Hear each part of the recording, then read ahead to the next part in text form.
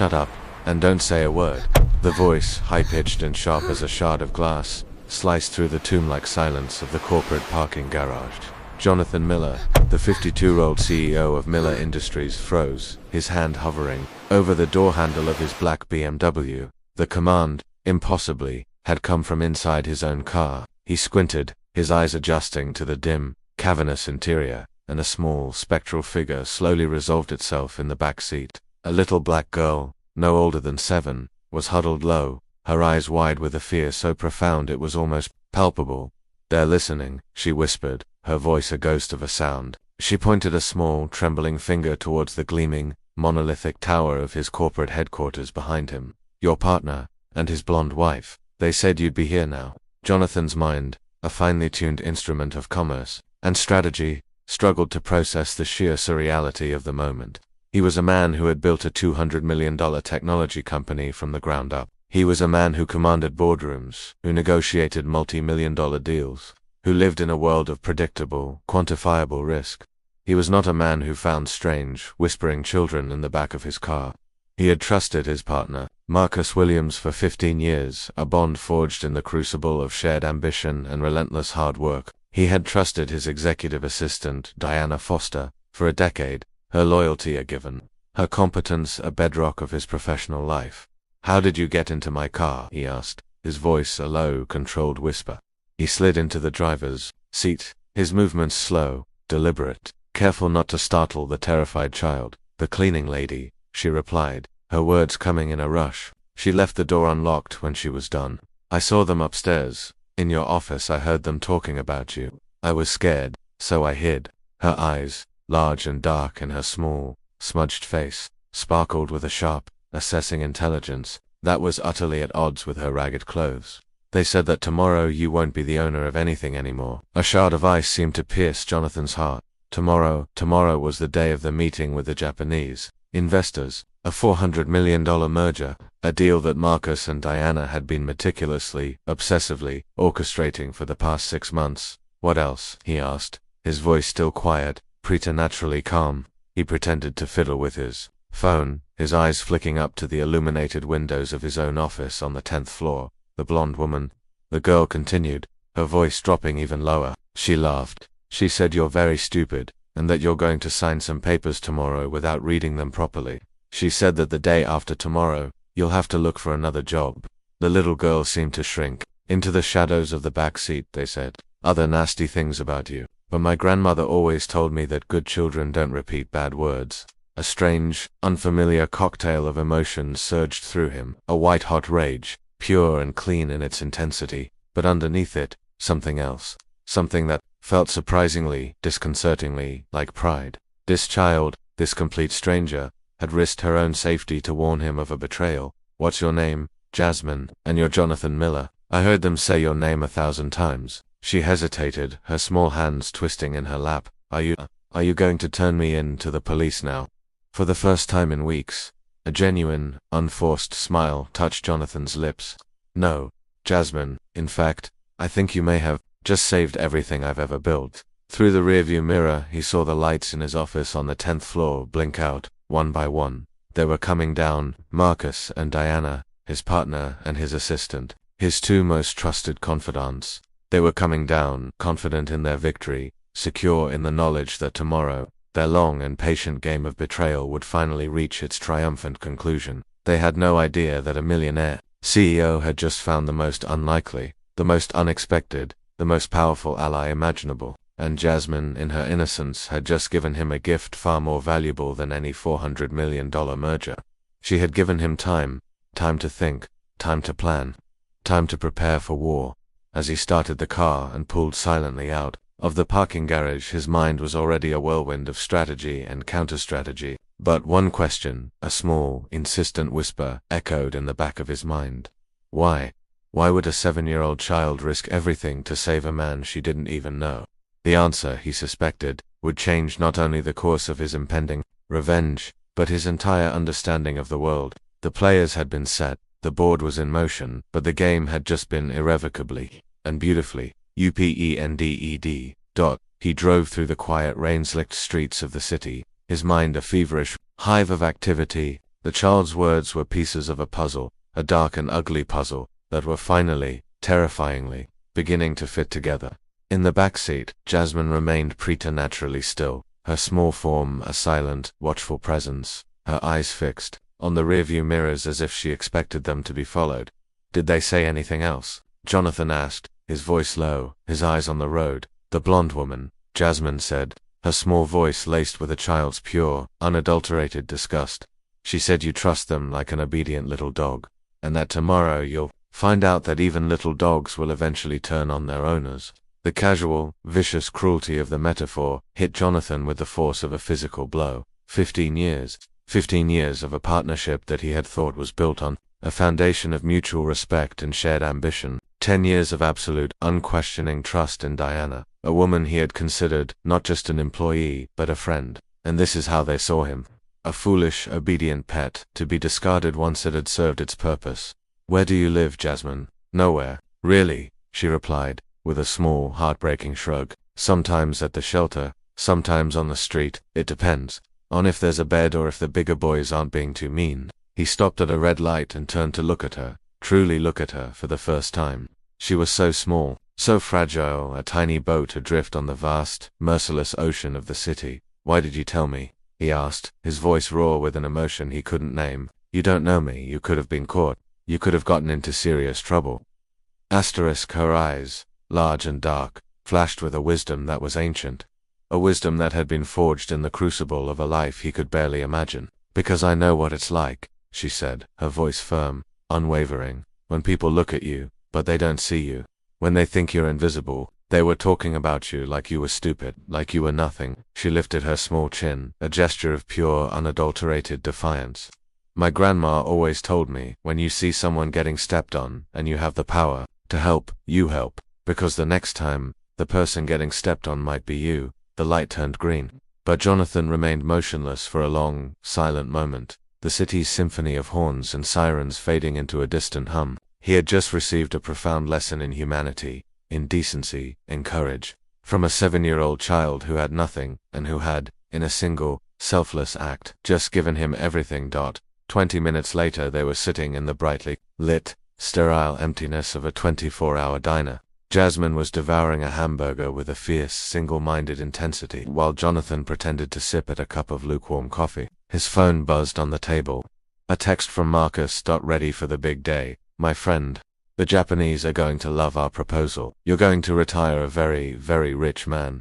He slid the phone across the table, showing the screen to Jasmine. She swallowed a large bite of her hamburger and let out a small, derisive laugh. "He's got some nerve, doesn't he? Lying right to your face, and still pretending to be your friend." "Marcus has always been like that," Jonathan mused, a bitter taste in his mouth. "Charming, convincing." He typed a bland, friendly reply, a mask of normalcy to hide the cold, calculating rage that was beginning to build inside him. "Diana too, she knows my schedule better than I do. She has access to every part of my life, every part of the company, and you're just going to let them fool you tomorrow." He looked at the small, fierce girl across from him, and, for the first time since he had found her in his car, he allowed himself a genuine, predatory smile. "No, Jasmine, but they can't know that I know." Another text arrived, this one from Diana. "Jonathan, I've just finished reviewing the final contracts. Everything is perfect, ready for your signature. Trust me, as you always have." The cold, calculated hypocrisy of the message, the casual, almost bored way she invoked his trust, made his stomach churn. For 10 years, Diana had been his gatekeeper, his confidant, the one person who knew his passwords, his fears, his weaknesses. "Do they know a lot of your secrets?" Jasmine asked, licking a smudge of ketchup from her small fingers. "They know everything," he admitted, the full, terrifying scope of the betrayal beginning to dawn on him. "Bank passwords, company accounts, the location of important documents. They've had years to plan this, but you've had years of secrets on them too, right?" He stopped, his coffee cup halfway to his lips. The child was right. He had been so focused on their betrayal of him, he hadn't considered his own arsenal of knowledge. 15 years of partnership with Marcus, 10 years of a close working relationship with Diana. He knew their secrets, their weaknesses, their hidden indiscretions. Marcus's clandestine meetings with competitors, meetings he thought no one knew about, the irregular off-the-books bonus system Diana had created for herself, the emails he had seen by accident, the hushed, late-night conversations he had overheard when they thought he had already gone home for the night. You have a very sharp mind, Jasmine. My grandmother used to say that when you have nothing, you learn to pay attention to everything, she said, wiping her hands on a napkin. They think you're stupid, but you're not, are you? He smiled again, feeling a surge of something he hadn't felt in years. A potent, intoxicating cocktail of hope and determination. No, Jasmine, I'm not. His phone rang, Marcus no doubt wanting to confirm some last-minute detail, to tighten the final screw in the trap he had so carefully constructed. Jonathan answered, his voice a masterpiece of friendly, unsuspecting bonhomie. Jonathan, my man, glad I caught you. Diana and I are still here at the office, just finishing up the last few preparations. Are you getting some rest? Tomorrow is going to be a very big day. I'm great, Marcus. Can't wait to see how it all unfolds. It's going to be perfect. Trust me, we've taken care of everything. All you have to do is show up and sign where Diana tells you to. The sheer, unadulterated arrogance in his partner's voice was almost palpable. They truly believed they had reduced him to a puppet, a witless automaton who would simply follow their script to his own financial execution. After he hung up, Jasmine watched him, her dark eyes intense, perceptive. You're planning something, aren't you? Your eyes, they look different now. He was every word of their contempt, every lie disguised as concern, every false smile from the past few months, was beginning to coalesce into a single, clear, and devastatingly simple plan. Marcus and Diana hadn't just betrayed his trust.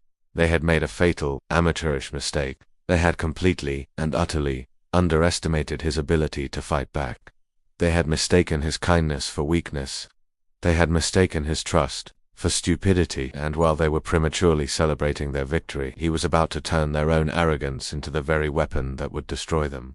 Jonathan Miller awoke the next morning with a clarity of purpose he hadn't felt in years. The fog of grief and exhaustion that had shrouded his mind for months had lifted, burned away by the cold, clean fire of a righteous anger.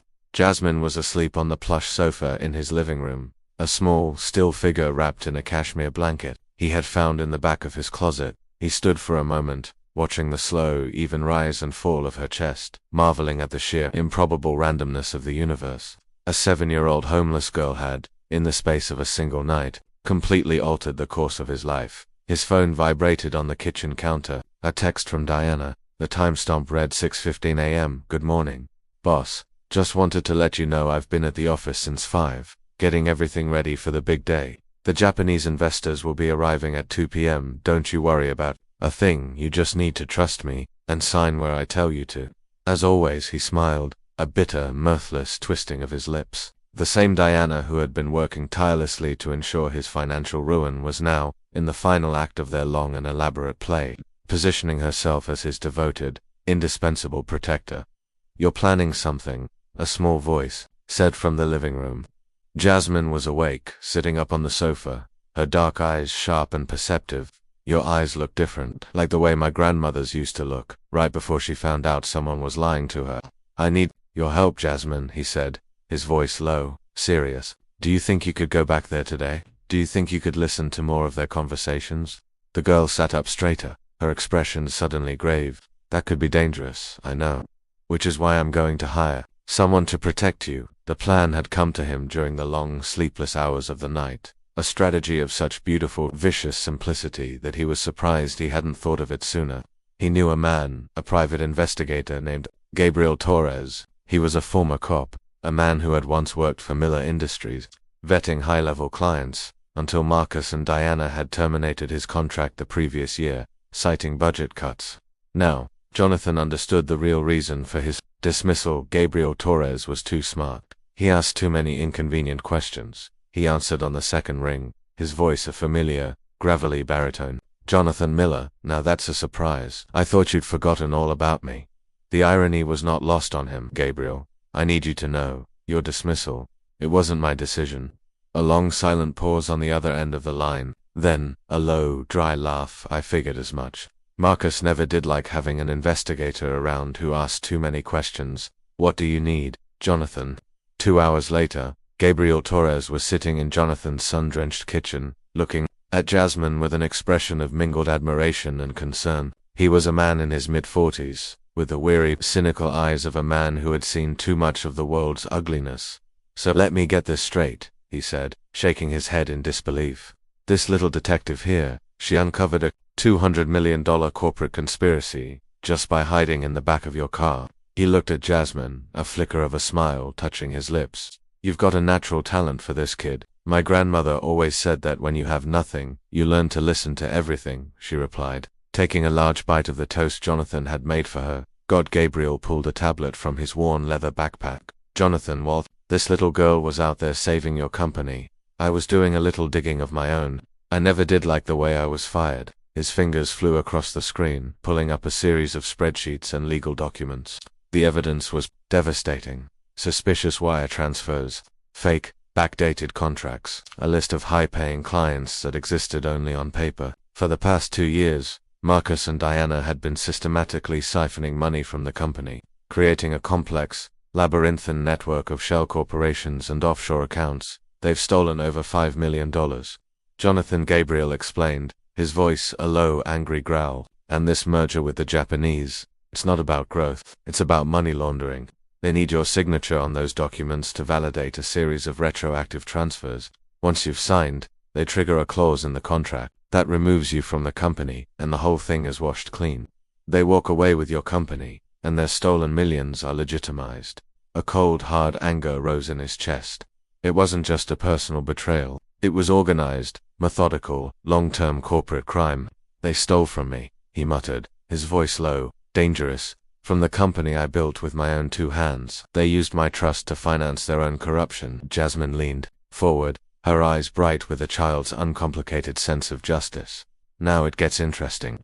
They think you're stupid, but you have a private investigator and a smart girl on your side, and they don't know any of it. Jonathan's phone rang. Marcus, of course. His voice was a smooth, confident partner.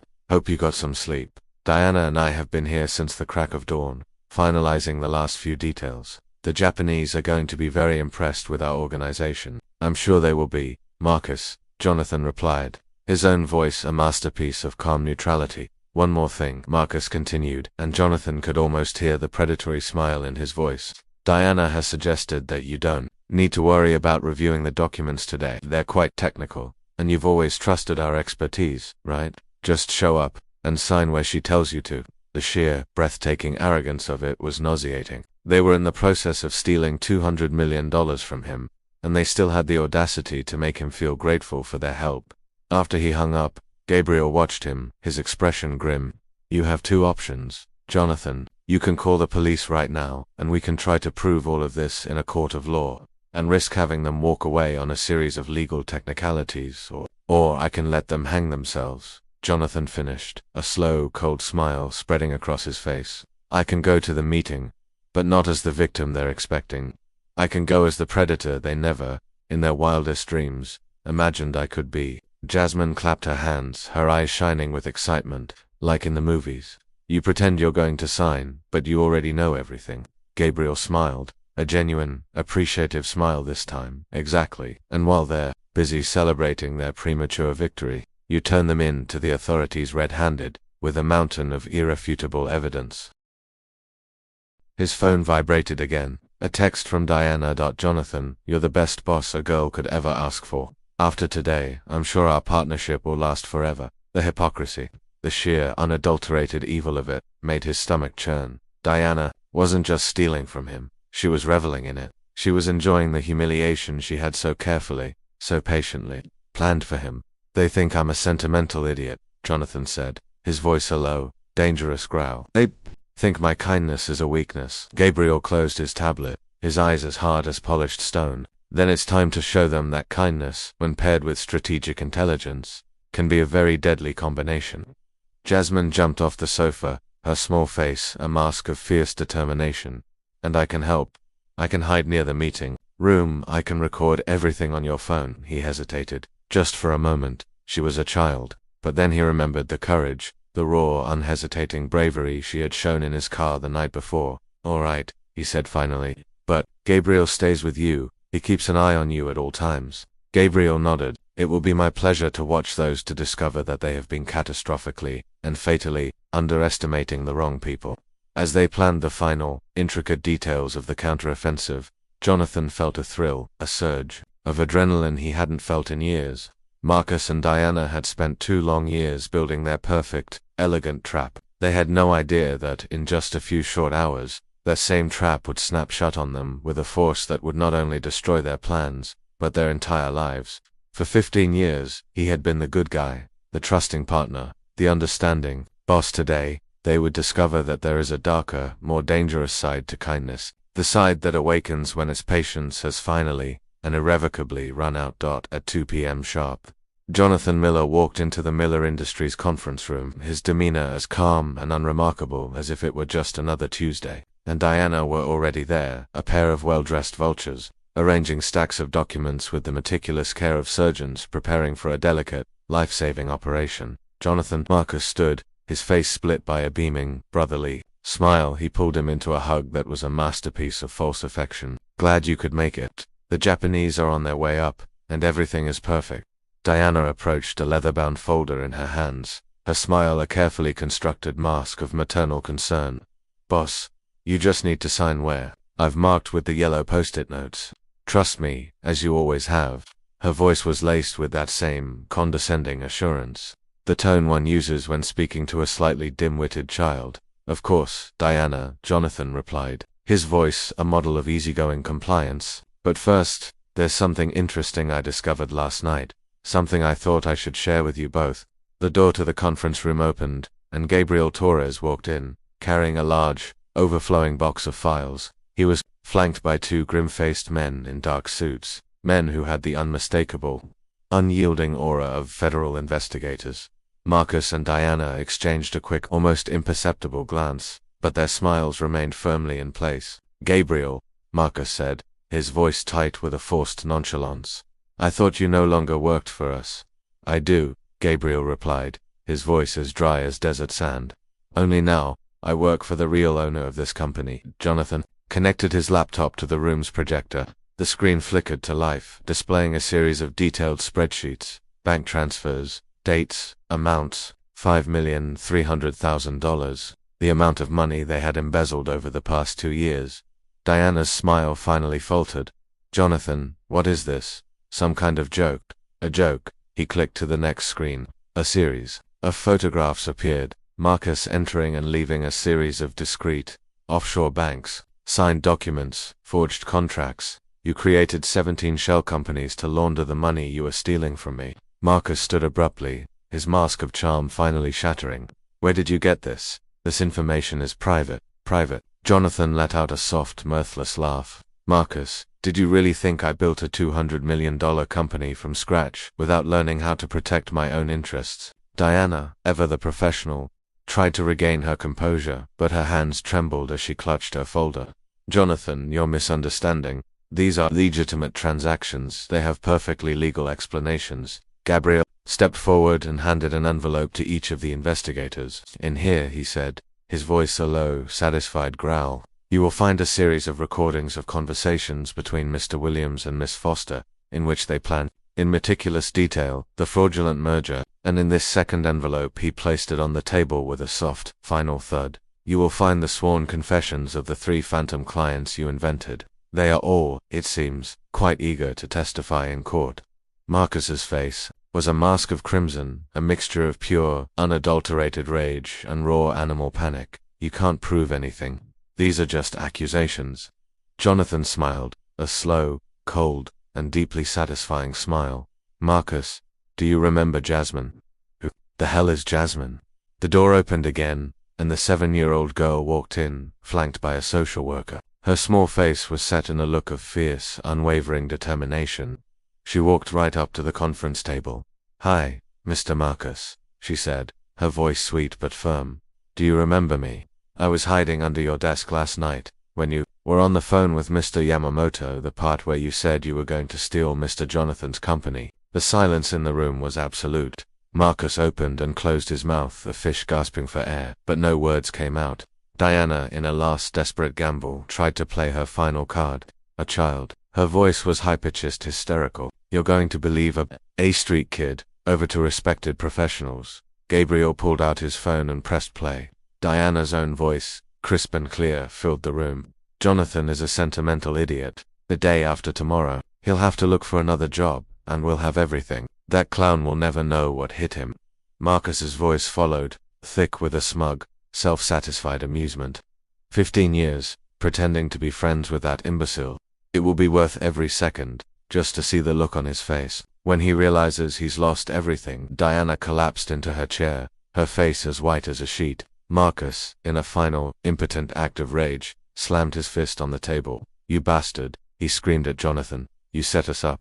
Jonathan remained calm, his voice low, sharp, and precise. I didn't set you up, Marcus. You spent 2 years digging your own grave. I just provided the shovels. One of the investigators stepped forward. Marcus Williams, Diana Foster, you are under arrest for embezzlement, money laundering, and conspiracy to commit corporate fraud. As the handcuffs clicked shut around his wrists, Marcus lunged towards Jonathan, his face a mask of pure, unadulterated hatred. This isn't over. I'll destroy you. Jonathan stood calmly adjusting his tie. You've already tried to destroy me, Marcus. The difference is, I'm better at it than you are. Diana wept silently as she was escorted from the room. But Jonathan felt no pity. He remembered her smiles, her affectionate messages, the years of feigned loyalty. All of it a lie, all of it a performance. Jasmine tugged on his hand. Mr. Jonathan, are they really going to jail? Yes, Jasmine, for a very, very long time. Gabriel closed his briefcase, a look of deep, professional satisfaction on his face. The Japanese cancelled the meeting when they heard about the investigation. Jonathan, but 3 other companies have already called. They're interested in legitimate partnerships. As the room emptied, Jonathan looked out the window at the police van pulling away from the curb. They had taken his kindness for weakness. They had taken his trust for stupidity, and they had paid the ultimate price. Mr. Jonathan, are you sad? Jasmine asked, her small hand still clutching his. He looked down at the little girl who had, in the space of 24 hours, saved his entire life's work. No, Jasmine. For the first time in a very long time, I'm at peace. Why? Because I've learned that there are still people in the world like you. People who do the right thing, even when there's nothing in it for them. Outside, Marcus and Diana were beginning the long, slow process of discovering that their own arrogance had cost them everything. Inside, Jonathan Miller was beginning to understand that sometimes, the greatest gift a betrayal can give you is the clarity to see who truly deserves your trust. But the story was not over. For one question, the most important question of all, still remained. What was it that had made a 7-year-old child risk everything to save a complete stranger? The answer would reveal a connection so deep, so improbable, that even Jonathan Miller, a man who had built an empire on the power of logic and reason, could never have imagined it. 6 months later, Jonathan stood in his new office, a sprawling, light-filled space on the 20th floor, watching the ceaseless frenetic ballet of the city below. Miller Industries, freed from the parasitic drain of Marcus and Diana's corruption, had grown by 40%. Gabriel Torres knocked on the door, a file in his hand and a rare, genuine smile on his face. The latest on our old friends, he announced. Marcus was sentenced to 12 years in a federal penitentiary. Diana got 8. All of their assets have been seized to compensate the company. Jonathan nodded, feeling a quiet, clean satisfaction. And the other victims, we found 7 other businessmen they defrauded over the last 5 years. All of them are in the process of recovering their losses. They were running a much bigger scam than we ever imagined. The door burst open, and Jasmine ran in, fresh from the prestigious private school Jonathan had enrolled her in. Her uniform was immaculate, her eyes bright with an intelligence that was now being nurtured and challenged. Mr. Jonathan, I got an A on my math test, she announced, waving the paper proudly. Congratulations, Jasmine. I knew you could do it. Gabriel watched the exchange, a look of wonder on his face. It's still surreal. A girl saved a $200 million company. Actually, Jonathan said, sitting down to bring himself to Jasmine's level. There's something you both need to know. Something I found out a few weeks ago. He pulled a folder from his desk. Jasmine, do you remember your grandmother's full name? Of course. Josephine Miller. Why? Gabriel raised an eyebrow. Miller, as in. Jonathan opened the folder, revealing a series of birth certificates, old photographs, and genealogical documents. Josephine Miller was my first cousin, my father's brother's daughter. The family lost contact with her over 30 years ago, after a falling out. The silence in the room was absolute. Jasmine looked from the documents to Jonathan's face, her own expression a mixture of shock and dawning comprehension. That means, we're family, Jonathan said softly. Real family. Your grandmother, She must have known who I was, when she told you to watch out for me, to help me if I was in trouble. Jasmine threw her arms around his neck, her small body trembling with emotion. I knew it. I knew there was a reason I had to help you. Grandma always said, family takes care of family.